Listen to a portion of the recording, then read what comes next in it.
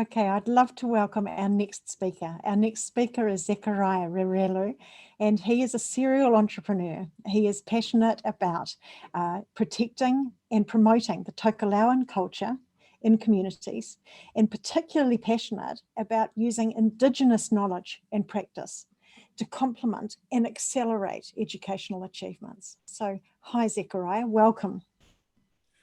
Malodi, thank you. Malolo. Thank you. Thank you very much for coming today. And I'd love to be able to talk with you. You've got so much knowledge and experience of working with the communities and working alongside the education system. And so I'm really looking forward to being able to have lots of conversation with you today about that. The first question I've got for you is, what do you see are the challenges in the education system?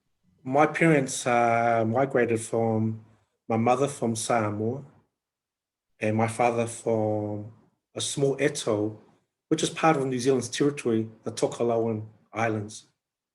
So they migrated here in the late 50s, early 60s, and met here as single people and establish a family where 6 of my siblings are part of that. I'm part of 6 siblings. And so I went to kindergarten in the late 60s. And then early 70s, I transitioned into primary school.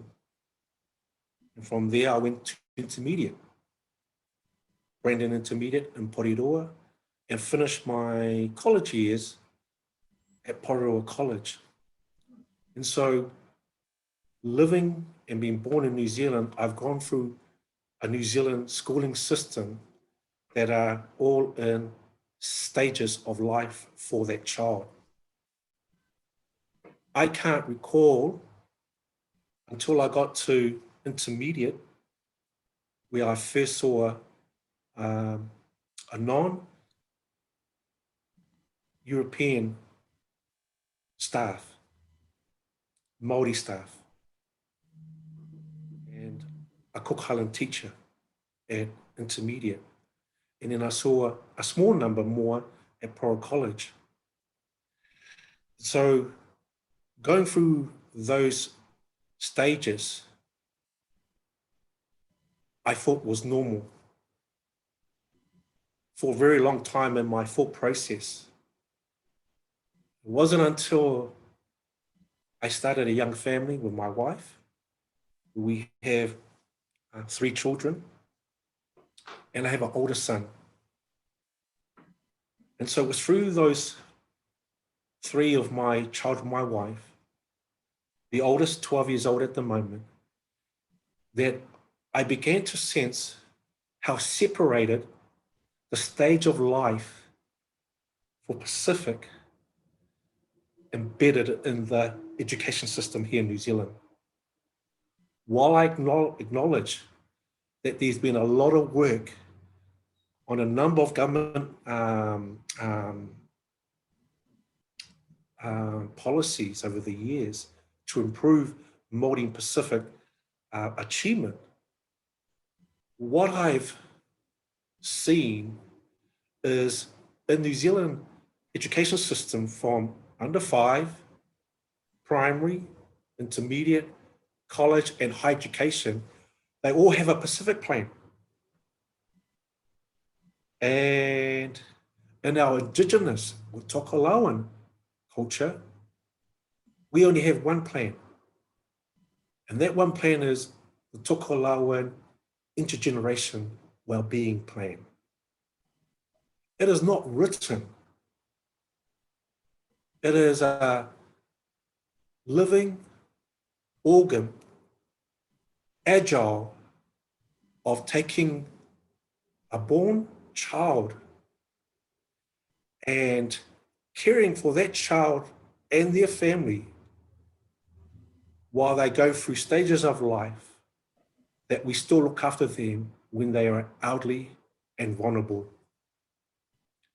And so in our culture, there's no separation in that life cycle journey.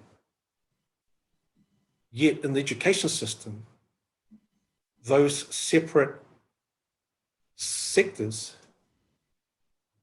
are facing the same challenges.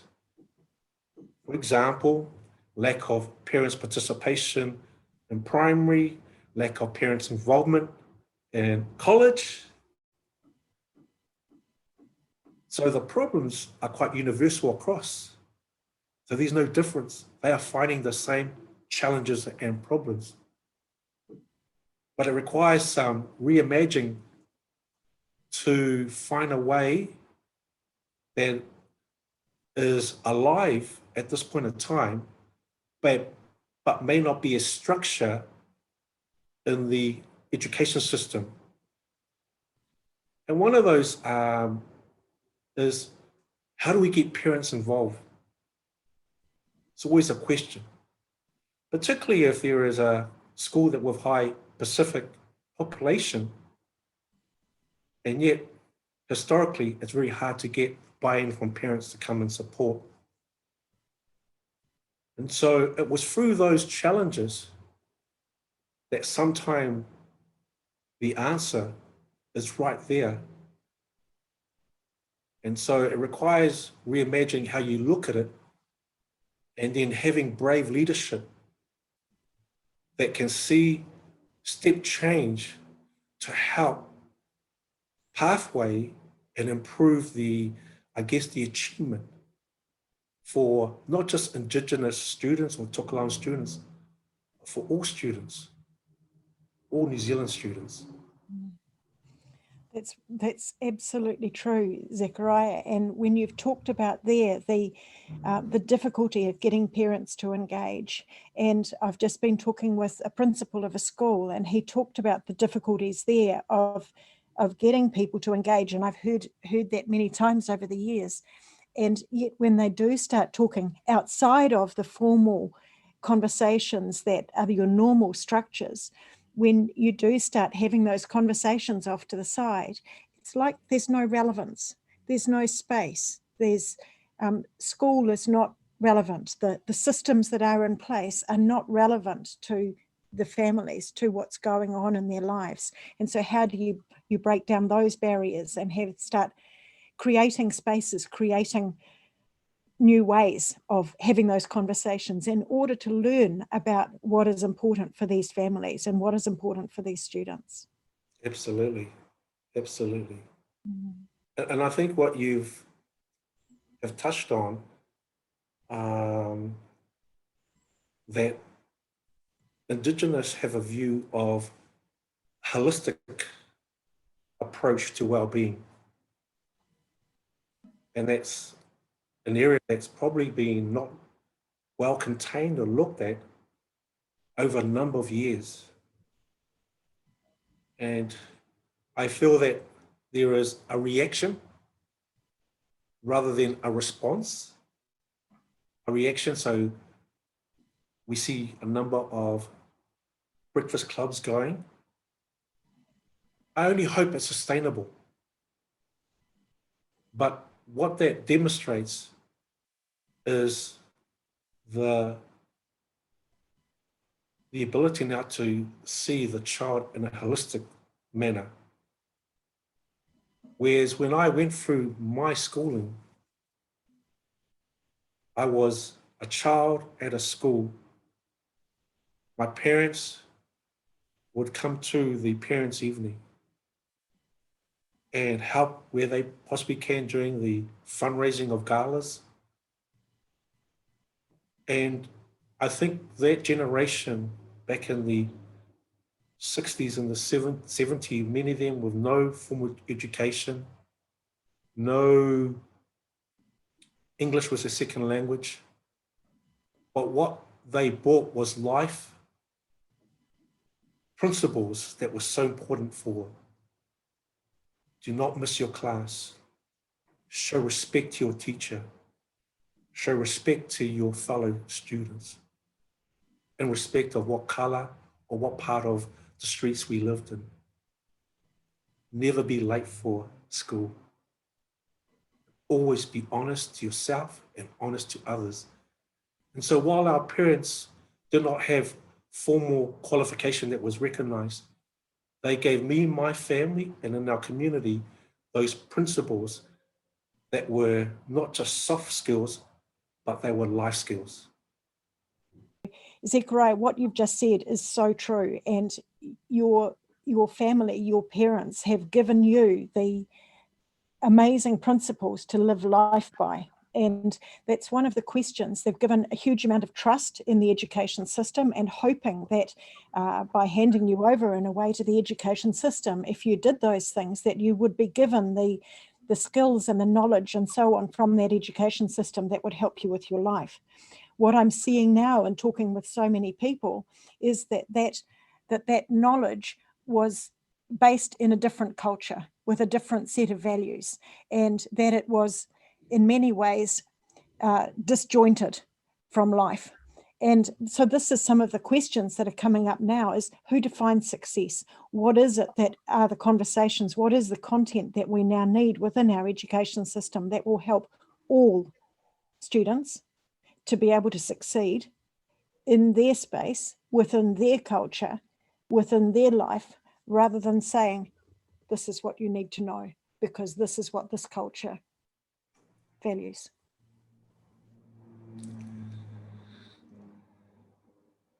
That term success is so common. How do you measure, how do you define success? I guess when I went through the school system, success was defined by my parents that I will walk out Poro College with UE entrance or UE to go to university. And for them, even achieving school C was a proud moment because there was no school C achievement in my mum's generation, let alone my father. And so any one of my siblings that got to that level was groundbreaking for our family. And so for families, success could be defined by not what the education system had at my time at Poro College. If we were to have a conversation with Poro College in 2020, that would totally be a different conversation in terms of how they define success. What we may have is success is defined by having that child of Tokelauan descent staying at school by choice. That in itself is a success. And if that child chose to stay, even with all its challenges, even if a family in the event lost jobs during COVID lockdown from 2 income to 1, and the onus is on the child who could be the oldest to look for part-time work to support that family, to stay for 6 months and manage the well-being of their family as a child, a success in its own right for that family. And I think that if we can have a meaningful understanding in a way that forges and navigates some solutions that what the family design and want, what I want, not what the school wants. Yet this is not a criticism to any school. We understand it's the education system in New Zealand. The responsibility is to ensure quality of education for all New Zealanders. But in that cycle, if that cycle in the 70s is still framed almost 50 years, that is still a one-fit-all purpose, ain't gonna work. It's not working. It will never work. The foundational principles that are non-negotiable can still remain. But how you deliver that in conjunction to outside the core of the education system, in partnership, in collaboration, in activation with those that want to see that family define their success, has a bigger impact than putting resources in a system that is not working for that child. And that's the position that you're in right now, isn't it, Zechariah? Because you're working alongside the school system. You're working with communities to be able to work with technology, encourage students to engage in those STEM subjects in order to be able to nurture your own culture, sustain culture, sustain that understanding, and yeah, tell me about what you're doing. The challenges in Porirua, Wellington, is no difference to the challenges in South Auckland or in Christchurch or Oamaru, Horowhenua, different parts of New Zealand where there is a acceleration of Pacific communities. In fact, it's no different in terms of our colleagues, the people of this land, Māori. The challenge is, how do we incorporate cultural knowledge or capital, cultural capital in the school system? And so when you have an intergeneration framework, the elders hold the knowledge, but they have stewardship of the knowledge. And during that journey of a child to a young person, to young couples, to families, they have a responsibility to ensure that college knowledge, cultural knowledge and practice is retained. The principle of ensuring the well-being of the family and the community is maintained. And so they have stewardship responsibility to ensure that they play their part. And so when we think of schools that have government reports that have come out to say, what is the number one for Pacific and Māori students in the school system? What came out for Pacific in a recent report in 2019 that was commissioned by the Ministry of Education. At the time, the Associate Minister, Jenny Salesa, together with the Ministry of Pacific People, commissioned this research just to gauge what was important for students across New Zealand and their families. So they had talanoas or community engagement up and down the country. The number one that came through was teachers saying the student's family name correctly. It talks about their identity and who they are. The Ministry of Pacific Affairs 2 years ago launched a Pacific Aotearoa vision of what the future will look like. In it, the number one that young people said is their cultural identity of who they are was the number one. Able to speak as we have more New Zealand born students. And so when it talked about teachers not pronouncing their name, which may seem very small or insignificant, it's actually significant. In fact, if I use my story, my name is Zechariah. In my Tokalauan culture, is known as Hakalia. When I discovered that that was my birth name, yet during my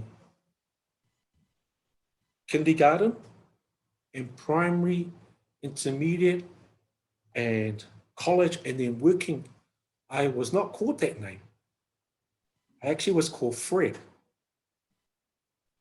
And the reason I was called Fred was because, if you can recall, in the late 60s and early 70s, try to pronounce Haka Lea Lewelu. And so I was given a default name,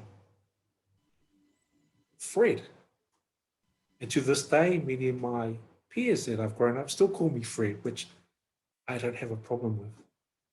But when I just discovered that in my late age, almost 12 years ago, that my birth name was Hakaleo, translated Zechariah, I reclaimed that because that's who I am. That's who my parents called and prayed for a name. It has history. Pacific names have history and connection to the land, to genealogy and those that have passed away. So there is so much richness in the name of a person. And so when they cannot pronounce that, you can imagine how some students or many students felt.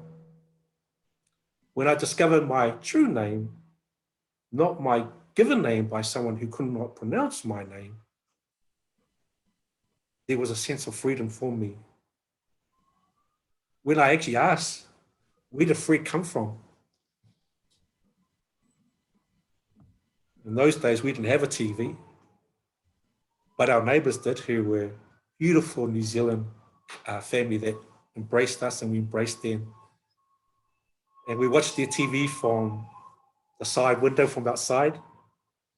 And there was this New Zealand farmer who had gumboots and a black singlet.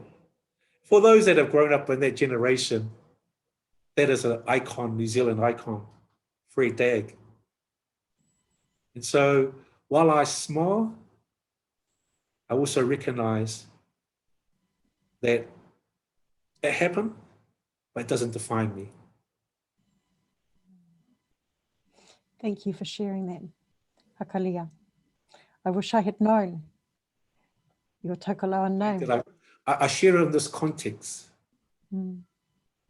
And that's the thing, isn't it? Is that there's so much that we don't know about the people that are in front of us in our classes, in both the other students around, the other teachers around. We don't know what is behind each of them.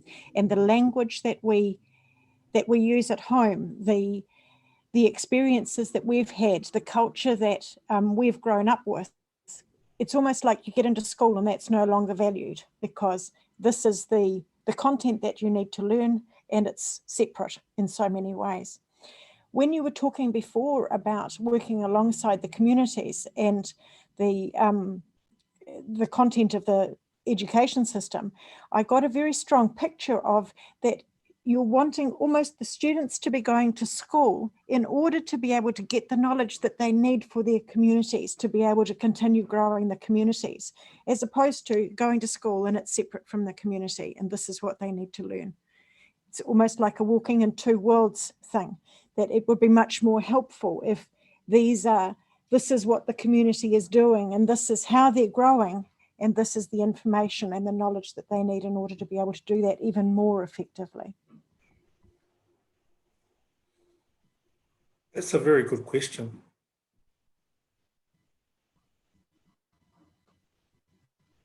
I'm reflecting on what that question is in terms of a child or student navigating both worlds. In Toklang culture, we have men who are expert fishermen. Tautai is what they are titled. You earn that right. It's given to you, it's bestowed to you. These who understand the environment, the color of the ocean, the position where he then guides the fleet.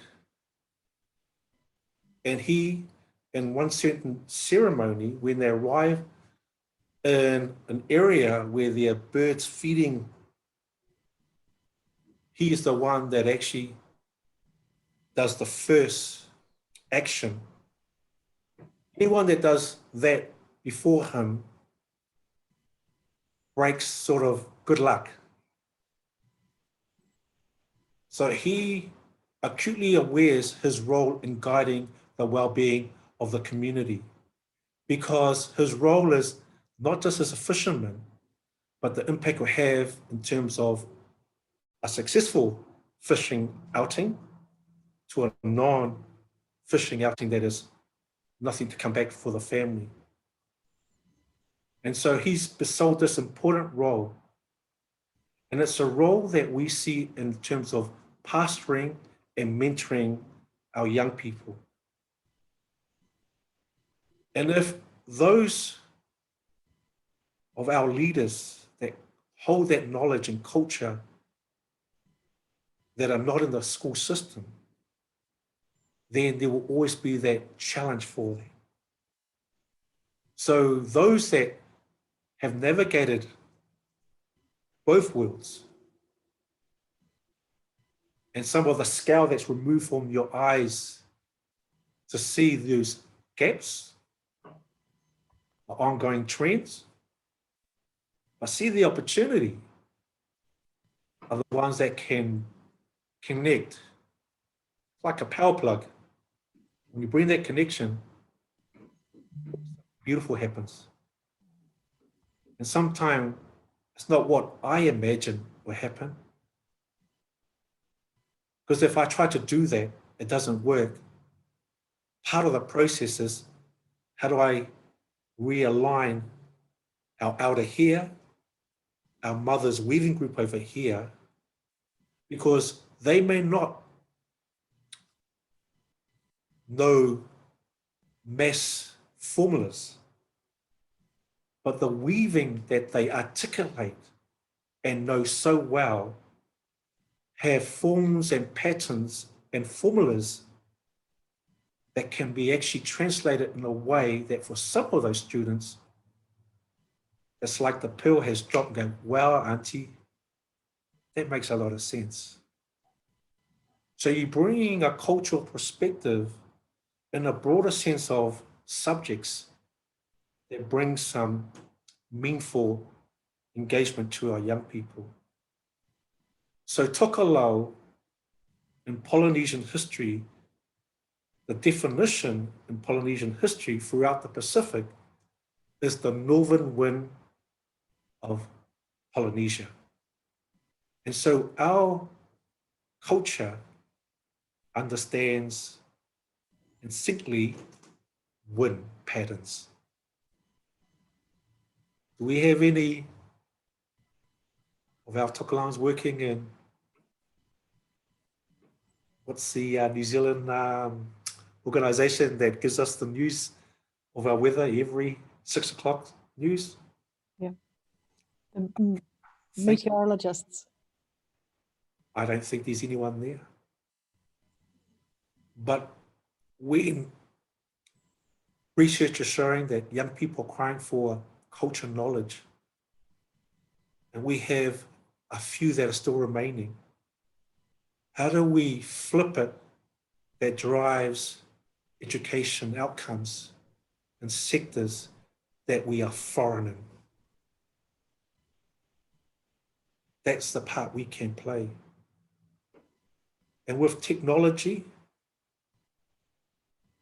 the role technology plays as an enabler is so untapped in terms of the opportunity, not just for tokelau, but for all New Zealanders. And so that has opened up a journey where we don't always have to be users. I'm a user, but you can be a user, but develop. And culture can be part of those enablers to have your culture knowledge transferred to the next generation. And while you're on that journey, you are an industry of high value. And all those learnings that you have taken from your school in conjunction with your community is now coming to pass for you. And when you are working in high value industry that pay the commercial rate for you, As research has shown, Pacific and Māori people give more back to their community. And when you don't have a lot to give, and so by giving that opportunity, you then have options in how you give back to replant those seeds for the next generation on that platform to go further. And so it is a good question.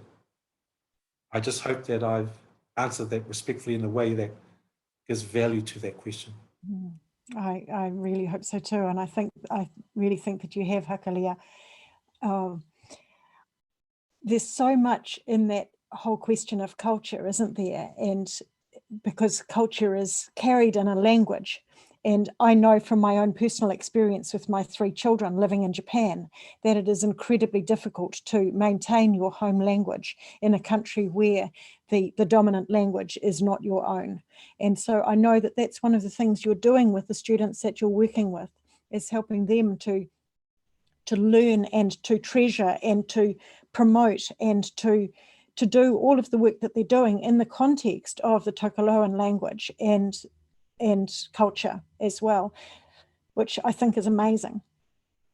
United Nations, about 4 years ago, some years ago, I'm not too sure exactly, put a report of those Indigenous communities that in danger of their language passing away, and Tokelau was part of that narratives that they put out. So when I saw that, one of the things that caught me was me reflecting on my journey, because I grew up in my Tokelauan family, in my church environment, but I didn't really speak a lot of Tokelau. And now that I have young children, I guess there's been sort of that emptiness now that my father has passed away.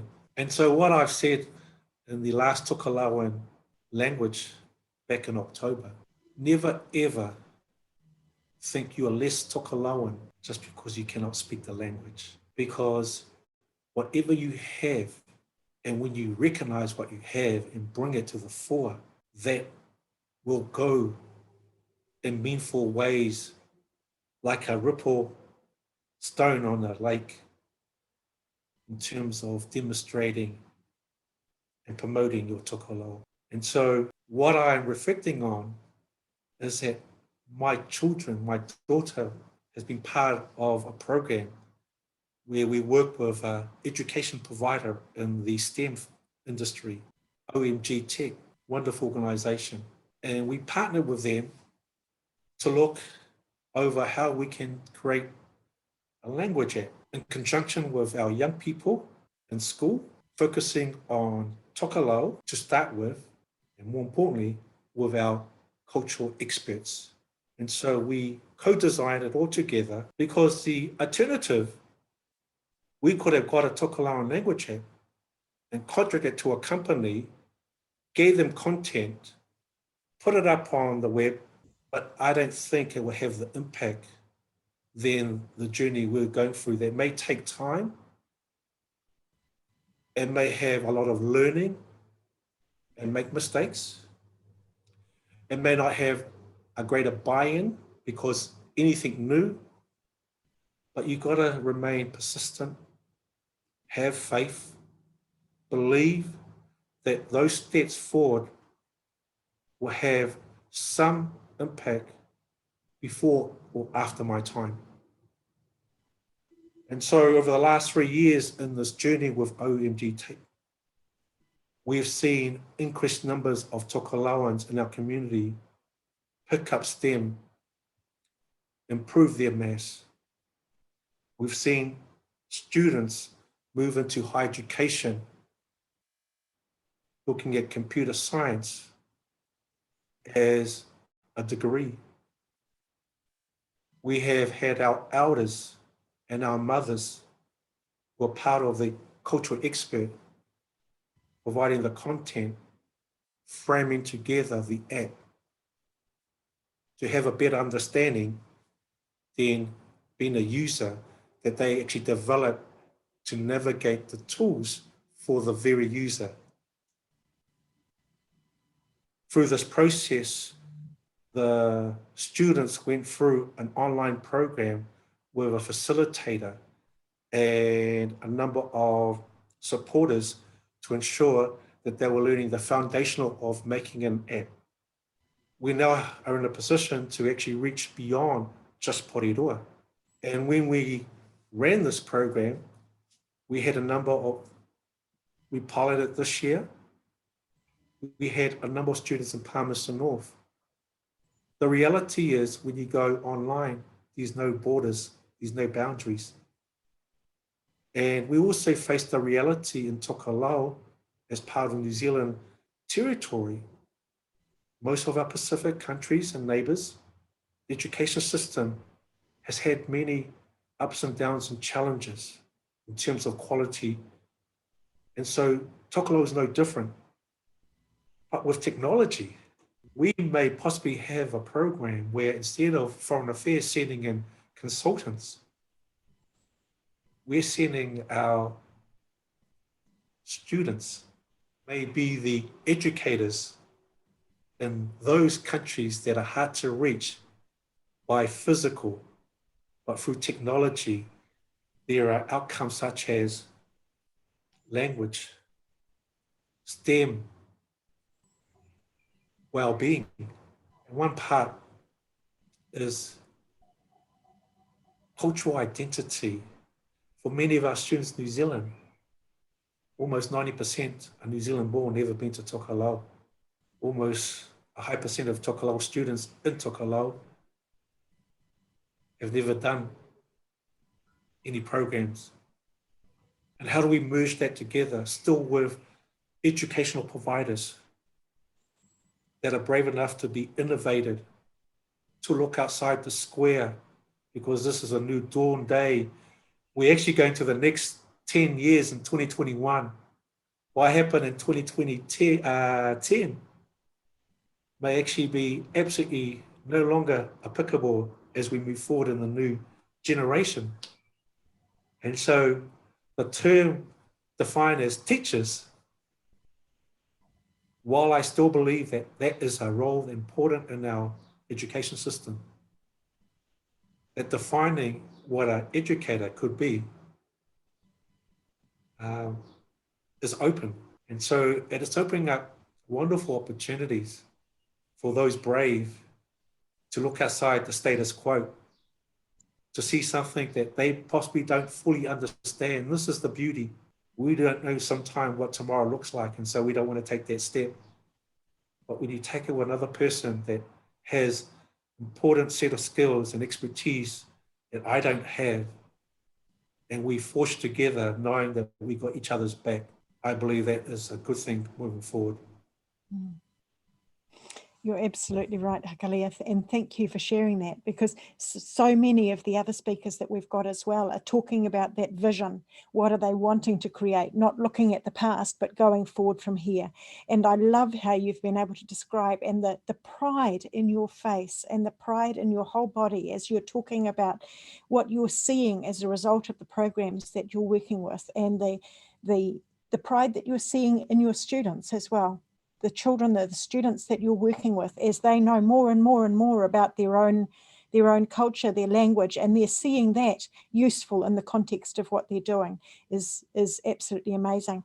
And I love how it's spreading from Porirua into Palmerston North. And I can see the possibilities being endless, not only in that Tokelauan culture, but in many of those other Indigenous cultures as well. Really, really empowering stuff. So thank you so much for sharing that journey with us. You've given us 9 really useful questions, which I think are really helpful for helping people to reflect on where they're at in their lives. And I'm just going to quickly go through those ones because they're really helpful to be able to reflect on, aren't they? Are you living a meaningful life? How will your life be different in a year? What nice thing can you do for someone else today? How much do you worry about what other people think? What are you doing to invest in your relationships? What do you do for fun? What inspires you the most? What do you think are the 5 most beautiful things in the world? And what do you want your final words to be? And I think that those 9 questions are a really good starting place for every single person to be able to come back to regularly, to be able to just reset in terms of what's important in their lives. And is what's happening around them relevant? What do they need to change in order to be able to go forward into this future vision that you've talked about through this as well? So with that, what do you want your final words to be? For all those that are listening to my audible voice, 2021 has just started. In life, you will hear a lot of voices, a lot of sounds. And one thing I've learned in the very short time that I've been in this world is that you can hear a lot of noises that sometimes clouds your thinking and derail some of the things that are close to your heart, that is always prompting you in your mind and in your wairua, which is your spirit. Where you hear the voice that affirms who you are and what you want to do and what you want to become and where you want to be. And you hear that voice that actually says, I believe in you.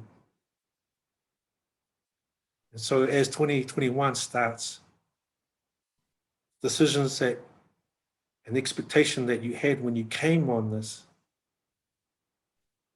and why you chose to listen to me, I do pray and hope that there could be some pearls, some words that fashioned and prompted you, or I like to think it's activated you in a path that you probably were looking for when you came into this workshop. And so if you go away from this kōrero or talanoa and tokalau, it's this talk. And as I said earlier, tokalau in the history of Polynesia is the northern wind of Pacific. And I pray that my voice is like the wind that is guiding you to where you want to be. So thank you for tuning in and giving up time to listen to this. And tokalau, I like to close and say, haka manuia, haka he tai lava, which thank you and prosper journey to you and your family. Thank you. Thank you so much, Hakalia. That's really fantastic for sharing that today. Wow. What a privilege it's been to listen to the story that we've heard here, the questioning that there is about identity, around the relevance, around how we can make our schools, our education system relevant to every single person that's in there, so that it can be of benefit to what they're needing in their lives, in their communities, and their futures. And I think that there's a huge amount that we can learn by learning from each other, learning about what is behind the person, what is, where are they coming from, what are their values, and what does success look like for them. So it's an ongoing journey in life, and I wish you all the best with it. Thank you.